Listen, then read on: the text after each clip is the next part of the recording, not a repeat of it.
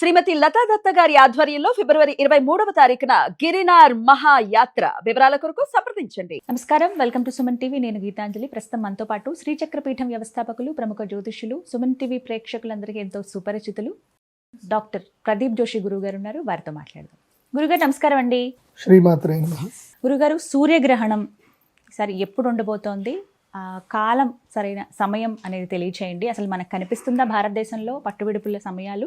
మనం నియమాలు ఏమైనా పాటించాలా? ద్వాదశ రాశుల వారికి ఎలా ఉండబోతోంది? ఈ గ్రహణ ప్రభావం దేశాలు అలాగే మొత్తంగా ప్రపంచవ్యాప్తంగా ఎలా ఉండబోతుందో తెలియజేస్తారా? శ్రీ గురుభ్యో నమః. శ్రీమాత్రే నమః. సప్తాశ్వరథమారూఢం ప్రచండం కశ్యపాద్మజం శ్వేతపద్మధరం దేవం తం సూర్యం ప్రణమామ్యహం. అచింత్యావ్యక్తరూపాయ నిర్గుణాయ గుణాత్మని సమస్త జగదాధారమూర్తయే బ్రహ్మణే నమః. శ్రీ గురుభ్యో నమః. శ్రీమాత్రే నమః. గ్రహణాలు ప్రతి సంవత్సరము వస్తూనే ఉంటాయి, కానీ ఒక్కొక్క గ్రహణానికి ఒక్కొక్క ప్రత్యేకత ఉంటుంది. ఇప్పుడు మనం పోయిన సంవత్సరము షష్టగ్రహ కూటమి అని చెప్పి చేసాం. అప్పుడు నేనేం చెప్పానో అన్నీ జరిగాయి. ఆ తర్వాత బంగారం వెండి ధరలు ఒక ఊపుతూ లేస్తూనే ఉన్నాయి. పోయిన సంవత్సరం మార్చి తర్వాత మీరు కావాలంటే వెళ్ళి హిస్టరీలో చూడండి. నేను చెప్పాను అప్పుడు ఇక్కడ నుంచి మొత్తం తారుమార్లు అయిపోతాయి అని చెప్పాను. అదే జరిగింది. విపరీతమైన డబ్బు బంగారం వెండి వైపు వెనుక పరుగుతుంది. సో ఇప్పుడు కూడా ఇది ఒక బ్రేక్ ఈవెన్ పాయింట్ అని చెప్పాలి. ఇది ఉగాదికి ముందు, శివరాత్రి తర్వాత వచ్చేటువంటి అమావాస్య రోజున సూర్యగ్రహణం రాబోతుంది. అయితే ఈ సూర్యగ్రహణం ఈసారి భారతదేశంలో ఈ సూర్యగ్రహణం కనబడదు. ఇది అంటార్కిటికా దేశము లోపల, సో కంకణగ్రాస సూర్యగ్రహణం అంటే రింగ్ ఆఫ్ ఫైర్ అంటారు. సో అలాంటి సూర్యగ్రహణము మనకి అంటార్కిటిక్లో కనిపిస్తుంది, మన దగ్గర కనపడదు.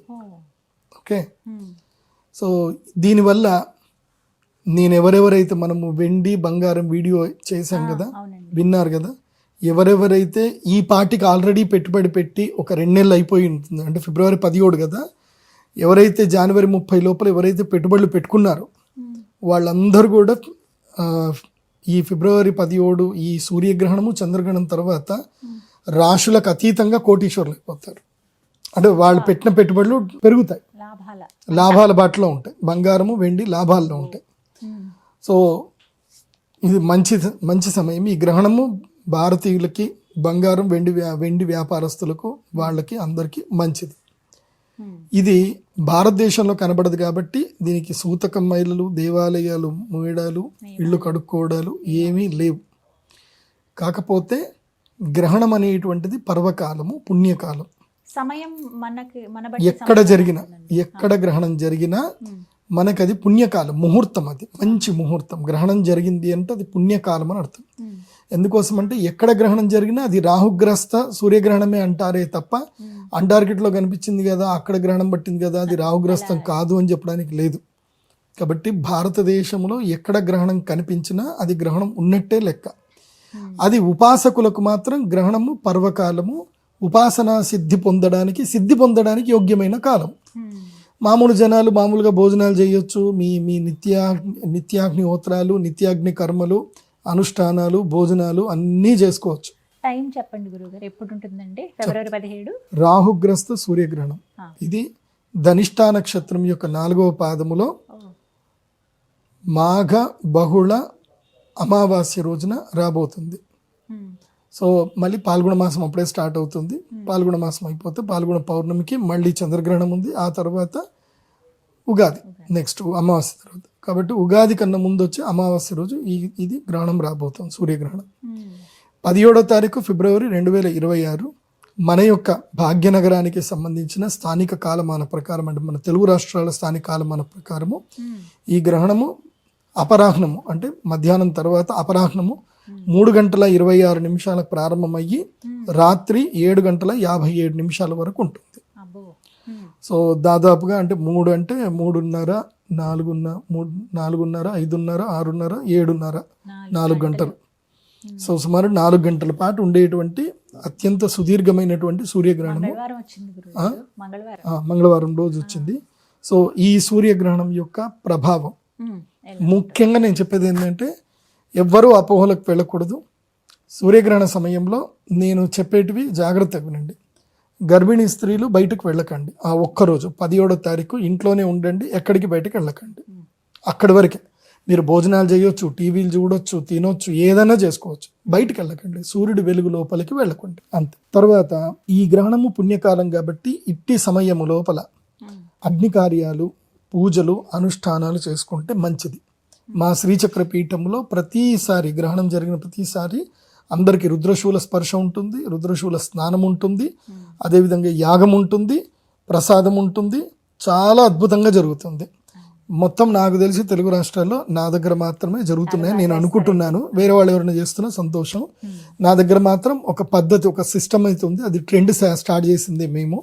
కాబట్టి ఎవరైనా తమకి జీవితం లోపల కష్టాలు, ఒడిదుడుకులు, బాధలు ఉన్నాయి, ముఖ్యంగా అనారోగ్య సమస్యలు, ఆరోగ్య సమస్యలు ఉన్నాయి, మానసిక దౌర్బల్యం ఉంది, ఆత్మస్థైర్యం కోల్పోతున్నారు, అలాగే పాపకర్మ ఎక్కువగా ఉంది అని వాళ్ళకి అనిపిస్తూ ఉంటుంది. కొంతమంది అబ్బా ఏం పాపం చేసుకున్నామో రా, ఈ జీవితం అంతా ఇట్లనే ఉంది అని ఎప్పుడైతే వెస్ట్ అయిపోతున్నారో, అట్లాగే జీవితం లోపల జాతకం మారాలి, నా జాతకం ఇక్కడి నుంచైనా నా జాతకం మారాలి అని కావాలి అనుకునే వాళ్ళు మాత్రం ఈ గ్రహణం రోజు అటెండ్ అవ్వండి.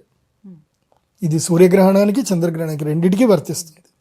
కాకపోతే అటెండ్ అవ్వాల్సిన వాళ్ళు మాత్రం కొంతమందే ఉంటారు, అందరికి అటెండ్ అవ్వడానికి ఉండదు. ఛాన్స్ కొంతమందికే ఉంటుంది, 8 రాశులకే ఉంటుంది, మిగతా 4 రాశులకు ఉండదు. ఓకే, సో ఆ మిగతా 4 రాశులు ఖాళీగా హాయిగా ఇంట్లో కూర్చోవాలి, జపం చేసుకోవచ్చు, వస్తే మా దేవస్థానంకి వచ్చి సేవ చేసుకోవచ్చు, ఉంటే చంద్రగ్రహణం సూర్యగ్రహణం రెండింటికి యాగాలు చేసుకోవచ్చు, అందరూ చేసుకోవచ్చు. బట్ బెనిఫిట్ మాత్రం ఎవరెవరికి అవుతుంది అని మాత్రం చెప్తాను. ఈ సూర్యగ్రహణము ప్రత్యేకత ఏమిటి అది కూడా చాలా బాగా తెలుసుకోవాలి. ఈ సూర్యగ్రహణము పంచగ్రహ కూటమిలో జరుగుతుంది. పోయిన సంవత్సరం పంచగ్రహ కూటమి ఏర్పడింది, రేట్లు భయంకరంగా పెరిగిపోయాయి, బంగారం వెండి రేట్లు. పోయిన సంవత్సరం మార్చి నుంచి చూడండి, మార్చు చంద్రగ్రహణం ఏర్పడింది, షష్టగ్రహ కూటమి ఏర్పడింది. గతం అక్కడి నుంచి సిల్వర్ జంప్ పరిగెడుతూనే ఉంది, అక్కడి నుంచి ఇక్కడికి 200 టైమ్స్ అయిపోయింది. ఎవరైనా అప్పుడు నేను చెప్పినట్టుగా ఏప్రిల్లో గనక పెట్టుబడి పెట్టుకొని ఉంటే, ఒక 10 లక్షలు పెట్టుకొని ఉంటే, ఇవాళ ఆ 10 లక్షలు కాస్త ఎంత అయిపోయేటియో నాకు తెలిసి ₹1,00,00,000 అయ్యేటియేమో, సుమారుగా 50 లక్షలు అయితే దాటేవి. అంత అద్భుతాలు ఉన్నాయి. ఇప్పుడు కూడా అదే జరగబోతుంది. అందుకే నేను చెప్తున్నాను, ఈ వీడియో చూడగానే వెంటనే బంగారంలోను వెండిలోను పెట్టుబడులు పెట్టుకోండి. ఇది పంచగ్రహ కూటమి. ఎందుకు చెప్తున్నాను బంగారం వెండి అంటే, ఒకటి బాగా గుర్తుపెట్టుకోండి. ఎప్పుడైతే పంచగ్రహ కూటమి ఏర్పడిందో, బుధుడు, శుక్రుడు, రాహువు, రవి, చంద్రుడు, ఇవి 5 కూడా ఏంటంటే శీఘ్రగతి కలిగినటువంటి గ్రహాలు. శీఘ్రగతి. బుధుడు, శుక్రుడు సూర్యుడితో పాటు వాళ్ళు వెనుకనే ఉంటారు. వాళ్ళు ఎప్పుడు బుధ శుక్రుడు ఎప్పుడు సూర్యుడితోటే ఉంటారు. చంద్రుడు అతి శీఘ్రగతుడు. కాబట్టి ఈ టైంకి ఏం జరుగుతుంది అని అంటే, యుద్ధాలు జరుగుతాయి. ఇప్పుడు ఆల్రెడీ ఇరాన్ యుద్ధం జరుగుతుంది అని ఏదైతే సిచ్యువేషన్ ఉందో, ఇది 3వ ప్రపంచ యుద్ధానికి కూడా దారి తీసేటువంటి అవకాశాలు ఉంటాయి. కాబట్టి ప్రపంచ యుద్ధాలు జరుగుతున్నాయనంటే జనాలందరూ ఎక్కడ పెట్టుబడి పెడతారంటే బంగారం లోపలనే పెట్టుబడి పెడతారు. ఈవెన్ సిల్వర్ని సేఫ్ హెవెన్ అనుకుంటారే కానీ, ఈవెన్ బంగారం మోర్ దెన్ ప్రెషియస్, దానికన్నా బంగారం ఎక్కువ ప్రెషియస్. సో బంగారం రేట్ ఇట్లా ఎగురుతూ వెళ్ళిపోతానే ఉంటుంది. సో వెండి కూడా దాంతోపాటు పోతానే ఉంటుంది, పెరుగుతుంది. ఎందుకోసమంటే ఎప్పుడైనా జియోపొలిటికల్ ఇష్యూస్ వచ్చినా, వార్ వచ్చినా, ఏదొచ్చినా ఇన్వెస్టర్స్ అందరు కూడా సేఫ్ హెవెన్ అని చెప్పి బంగారం వెండిలోనే పెట్టుబడులు పెడతారు. మునుపంతా బంగారంలో పెట్టేవాళ్ళు పోయిన సంవత్సరం షష్టగ్రహ కూటమి గ్రహణం జరిగిన తర్వాత వెండిలో స్టార్ట్ అయ్యారు. పోయిన సంవత్సరం నుంచి వెండి చాలా ఎక్కువైపోయింది. కాబట్టి ఇది బాగా సూక్ష్మంగా అర్థం చేసుకోండి. యుద్ధాలు జరిగే అవకాశం ఉంది, రోగాలు వచ్చే అవకాశం ఉంది. సో పరాభవము, డాలర్ రేట్ పడిపోగానే వాళ్ళు ఊరుకోరు, అమెరికన్స్ ఊరుకోరు. సో డాలర్ రేట్ పెంచడానికి ఎంతకైనా వాళ్ళు తెగిస్తారు. ఎందుకోసమంటే వాళ్ళకి అమెరికా ఈజ్ ఫస్ట్ అనే ఆలోచనలోనే ఉంటారు వాళ్ళు. కాబట్టి కానీ వెండి రేటు అకస్మాత్తుగా పడిపోవచ్చు, అది కూడా చెప్తాను. ఎందుకోసమంటే దీని తర్వాత అకస్మాత్తుగా ఏం జరుగుతుందంటే కొన్ని గ్లోబల్ ఇష్యూస్ జరిగేసి, ఎందుకోసమంటే బంగారం రేటు పడ్డా పడకున్నా అమెరికాకు పెద్ద నష్టం ఏం లేదు, కానీ వెండి రేటు ఎక్కువ పెరిగితే మాత్రం అమెరికాకు నష్టం. ఎందుకోసమంటే వెండి మీద ఆధిపత్యం ఎక్కువగా చైనా దేశాలకు ఉన్నాయి, వేరే దేశాలకు ఉన్నాయి, ఏషియన్ కంట్రీస్కి ఉన్నాయి. దీనికి లేదు వెండి మీద ఆధిపత్యం. కాబట్టి వాళ్ళు ఏదైనా సరే చేయొచ్చు, దానివల్ల ఒకేసారి సిల్వర్లో ఫాల్ డౌన్ రావడం అవి ఉంటుంది. కానీ బీ ప్రిపేర్ ఫర్ దట్. అది కూడా ఫాల్ డౌన్ కూడా కొన్ని రోజులకే వస్తుంది, తర్వాత మళ్ళీ రికవర్ అవుతుంది. ఎంత ప్రయత్నం చేసినా అది ఆగదు, పోతూనే ఉంటుంది. సో ఇప్పుడు రాశి, ఈ యొక్క గ్రహణానికి సంబంధించిన రాశి ఫలాలు ఎవరెవరికి బాగుంది, ఎవరికి బాగాలేదు. ఈ గ్రహణం వల్ల అదృష్టం, యోగం వచ్చేటువంటి రాశులు అంటే ఇక మీ జాతకములో మార్పు రావాలి, జీవితం లోపల సిద్ధి కలగాలి, ఇంకా గత జాతకం వేరు, ఇప్పుడు సరికొత్త జాతకంగా మీ జీవితం మారాలి అని అంటే మాత్రం వాళ్ళు మాత్రమే, వీళ్ళు ఈ నలుగురు మాత్రమే యాగానికి రావాలి. ధనస్సు రాశి, మేషరాశి, వృషభ రాశి, కన్యా రాశి, 4 రాశులు. ధనస్సు రాశి వాళ్ళకి స్థైర్యము, ధైర్యము, మనోధైర్యం పెరుగుతుంది, ఆర్థిక లాభాలు కలుగుతాయి, దూర ప్రయాణాలు కలిసి వస్తాయి ధనుసు రాశి వారికి.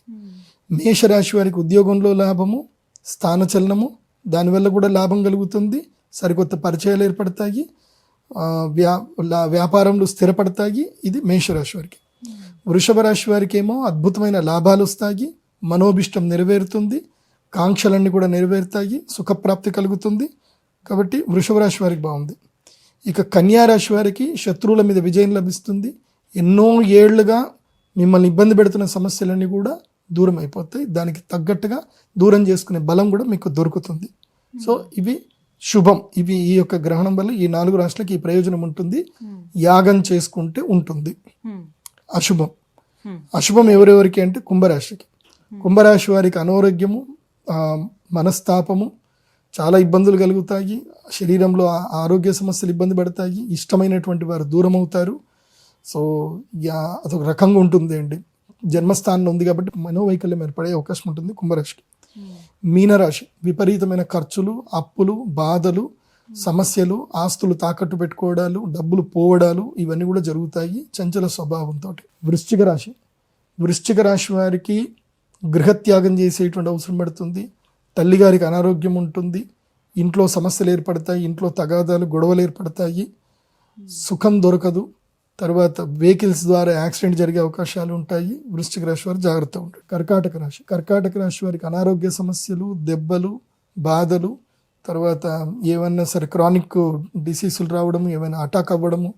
సో ఎక్కడ పడితే అక్కడ తినకండి. కర్కాటక రాశి వాళ్ళు చాలా జాగ్రత్తగా ఉండండి. సో కర్కాటక రాశి వారికి అష్టమంలో ఉంది కాబట్టి ఆయుర్భంగం అంటారు. సడన్గా ఏదో జరిగి ఎక్కడో ఏదో పడాల్సింది వచ్చి మీ నెత్తి మీద పడుతుంది, కాబట్టి చాలా జాగ్రత్తగా ఉండండి కర్కాటక రాశి. ఇక మిగతా రాశులు అయినటువంటి మకర, తుల, సింహ, గురు, ఈ రాష్ట్ర వాళ్ళకి చాలా సాధారణంగా ఉంది, not good, not bad. Okay, ఇది సూర్యగ్రహణానికి సంబంధించిన వివరణ. తప్పకుండా యాగానికి అటెండ్ అవ్వండి, యాగం చేసుకోండి. మేము రాహుకేతు లాకెట్ ఇస్తాం. ఈ లాకెట్ కేవలం గ్రహణం రోజు మాత్రమే ఇస్తాం, వేరే ఏ రోజు ఇవ్వము. మీరు మళ్ళొక రోజు వచ్చి నా ఆఫీస్కి వచ్చి మీరు ₹1,00,000 ఇస్తారన్నా నేను ఇవ్వను. ఆ రోజు అమ్మవారి దగ్గర పెట్టి పూజ చేసి ఇస్తాం. అక్కడ అమ్మవారి దగ్గర పూజ జరిగే విధానం చెప్తాను, జాగ్రత్త వినండి. అమ్మవారికి అభిషేకం ఉంటుంది. ఆ రోజు పాలు పెరుగుతో అభిషేకం ఉండవు, కేవలం పసుపు నీళ్లు, కుంకుమ నీళ్లతో అభిషేకం ఉంటుంది. ఆ అభిషేకం అయిన తర్వాత అమ్మవారి యొక్క అభిషేక జలం మీ అందరి మీద కూడా చల్లడం జరుగుతుంది. మీ అమ్మవారికి అమ్మవారి తిలకం ఇవ్వడం జరుగుతుంది. తర్వాత అమ్మవారి ప్రసాదమైనటువంటి తేనె ప్రసాదము తమలపాకులు పెట్టి అందరికీ ప్రసాదం ఇవ్వడం జరుగుతుంది. ఆ తర్వాత యాగం కూడా ఉంటుంది. యాగం అయిపోయిన తర్వాత మీకు రుద్రశూల స్పర్శ ఉంటుంది. రుద్రశూల స్పర్శ తర్వాత మీకు ఎక్కడికి తీసుకెళ్తాం, మీ అందరికి ఒక మాల ఇస్తాం, ప్రత్యేకమైన మాల ఇస్తాం. సో ఆ మాలని మీరు మెడలో ధరించాలి. ధరించిన తర్వాత అక్కడి నుంచి బాసర పుణ్యక్షేత్రంకి వెళ్తాం, గోదావరి నదిలో స్నానం చేస్తాం. గోదావరి నదిలో స్నానం చేసినాక మళ్ళీ మీరు ఆశ్రమానికి వచ్చి భోజనం చేసి ఆశీర్వాదపూర్వకంగా మీకు ఇచ్చినటువంటి యంత్రం ఏదైతే ఉందో అది తీసుకొని మీరు వెళతారు. దీనితోటి ఆ యంత్రాన్ని పెట్టుకుని ధ్యానం చేయటం వల్ల, ఆ అరిష్ట నివారణ యంత్రాన్ని పెట్టుకొని మీరు ధ్యానం చేయటం వల్ల ఇక మీకు జీవితంలో అరిష్టం రాకుండా అది మిమ్మల్ని ప్రొటెక్ట్ చేస్తుంది. ఇది గ్రహణం. కాబట్టి వెబ్సైట్ pradeepjoshi.com వెబ్సైట్ ద్వారా కన్సల్ట్ చేయండి. వెబ్సైట్లో ఉన్న మొబైల్ నెంబర్కి మాత్రం ఫోన్ చేయండి, వాటికే పేమెంట్ చేయండి. వేరే ఏ నెంబర్లకు పే చేసినా మాకు సంబంధం లేదు. ఇంకోటి కూడా చెప్తున్నాను, మీరు మెంటల్గా ప్రిపేర్ అయ్యే రండి. నా దగ్గరికి యాగానికి వస్తే నేను వెళ్ళమని చెప్పేదాకా అక్కడనే ఉండేటట్టుగా రావాలి. నాకు బస్ టైం అయిందండి, ఫ్లైట్ టైం అయిందండి, అట్లా రావద్దు. నా ఆజ్ఞ తీసుకొని పోయేటట్టుగా రండి. మోస్ట్లీ ఇప్పుడు 17వ తారీఖు మీరు యాగం జరుగుతుంది కాబట్టి 17వ తారీఖు మీరు అందరు కూడా మధ్యాహ్నం 12 గంటల వరకు అందరు అక్కడ రెడీ వచ్చేసేయాలి. సో 3:26 4 గంటలకు యాగం స్టార్ట్ అవుతుంది. సో ధ్యానము అవన్నీ కూడా ప్రక్రియలన్నీ నడుస్తూ ఉంటాయి. మీకు జపం కూడా ఇస్తాము. సో 8 గంటలకు యాగం అయిపోతే సో మీరు అక్కడికి వెళ్ళి స్నానం చేసుకుని వచ్చి రాత్రి 9 గంటల వరకు భోజనం చేసుకుంటే ఆ తర్వాత వెళ్ళొచ్చు.